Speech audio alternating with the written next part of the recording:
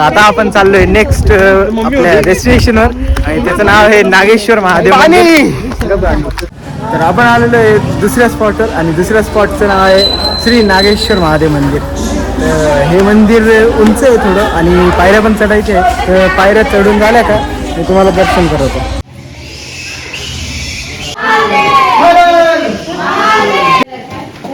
वा, तुम्ही नाही येते वरती?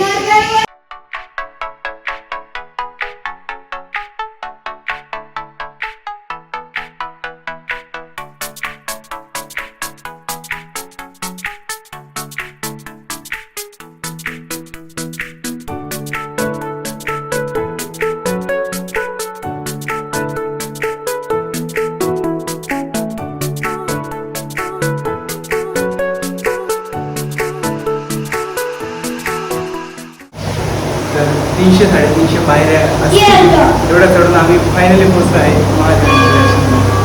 मला आपण